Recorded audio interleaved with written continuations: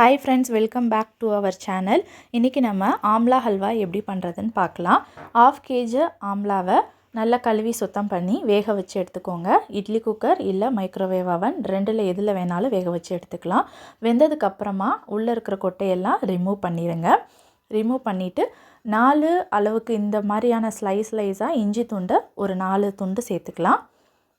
இத நல்ல ஃபைன் பேஸ்டா அரைச்சுக்கோங்க. இந்த பேஸ்ட் வந்து எனக்கு நான் காமிக்கிற ரெட் கலர் கப்பில் 2 கப் அளவுக்கு கிடச்சிச்சு.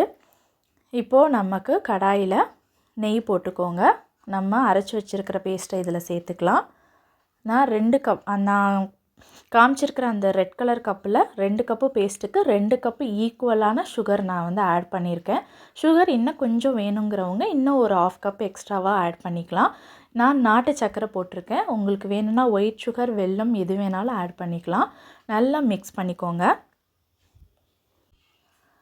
இப்போ இது கூட கொஞ்சம் சால்ட்டு கொஞ்சம் பிளாக் சால்ட்டு ரெண்டும் சேர்த்து ஆட் பண்ணிக்கலாம். இது எல்லாமே டேஸ்ட்டுக்காக தான் நம்ம ஆட் பண்ணுறோம். இது கூட நல்லா கை விடாமல் சேர்த்து கிளறிட்டே இருங்க. அப்பப்போ நெய் விட்டுக்கோங்க. இதில் நம்ம கன்சிஸ்டன்சிக்காக ஒரு 2 டேபிள் ஸ்பூன் கார்ன்ஃப்ளோரை கலந்து இது கூட நம்ம வந்து ஆட் பண்ணிக்க போகிறோம். இது வந்து நமக்கு அந்த ஹல்வா கன்சிஸ்டன்சி கிடைக்கும். அதனால தான் நல்லா இதையும் சேர்த்து கலந்து விடுங்க. உங்களுக்கு தேவைக்கேற்ப அப்பப்போ நெய் வந்து 1 ஸ்பூன் 2 ஸ்பூன் சேர்த்துட்டே வாங்க. அப்போ தான் அந்த ஹல்வா கன்சிஸ்டன்சி வந்து நமக்கு கிடைக்கும்.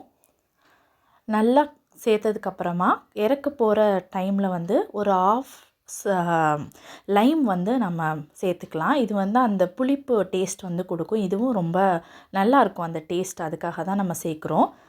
இன்னும் கொஞ்சம் நேரத்தில் நமக்கு அந்த ஹல்வா ரெடி ஆயிரும். பாருங்கள், இப்போ கடாயை விட்டு தனியாக வர அளவுக்கு நல்லா வரப்போ நம்ம வந்து அடுப்பை ஆஃப் பண்ணிடலாம். ஒரு சைடில் வந்து ஒரு பிளேட்டில் நெய் தடவி வச்சுக்கோங்க.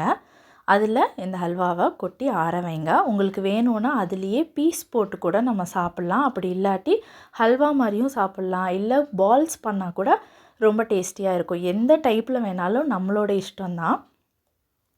பாருங்கள், தட்டில் கொட்டி நல்லா ஃபுல்லாக தடவி வச்சு அதில் வந்து எந்த மாதிரி ஷேப் வேணுமோ அந்த மாதிரி ஷேப் பண்ணிக்கலாம்.